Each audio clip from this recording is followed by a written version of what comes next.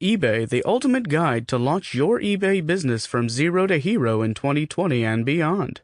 Written by Armani Murphy. Narrated by James Harrison. Introduction. Personal notes from the author. Have you ever been curious about creating your own online business?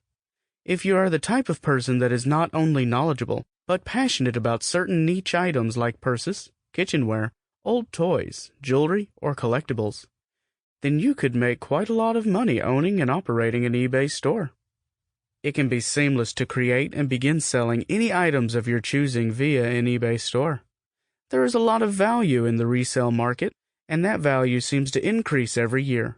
This is evident with the creation of numerous online sites that facilitate online sales. However, eBay, given its role as a market leader, has the unique advantage of being the brand that everyone's mind comes to. Since its inception back in 1995, it has evolved over the years, fixing and ironing any issues to ensure that it offers a degree of oversight and fail-safes sellers can be comfortable with. It also helps that eBay is somewhat of a popular household name, offering you the opportunity to market your goods to over 140 million potential buyers placed around the globe.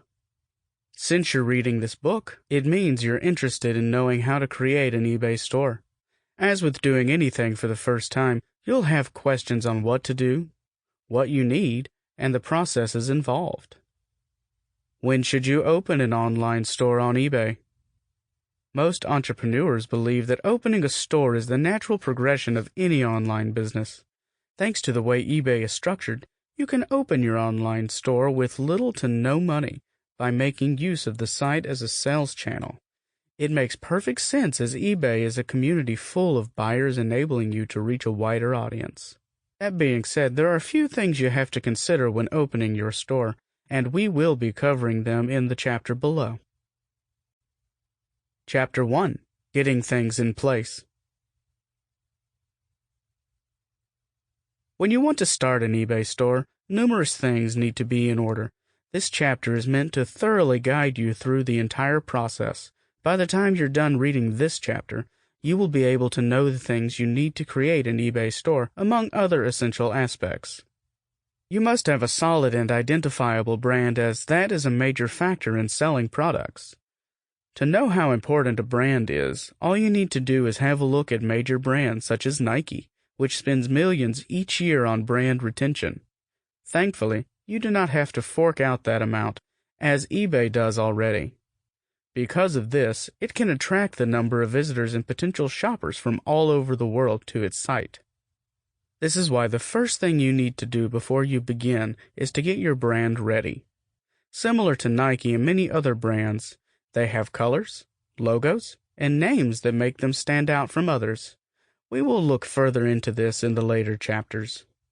After you have put your brand in place, the next step is to determine what you want to sell. Identify what you want to sell. Most people tend to believe that having an online storefront on eBay can be likened to merely having a garage sale that seems to go on forever. This is the wrong mindset to have. While eBay was created to serve those individuals that wanted to auction items, eBay stores typically operate with a fixed price on items, with the entire stock of a seller available for perusal. This ensures that buyers can widen their choice.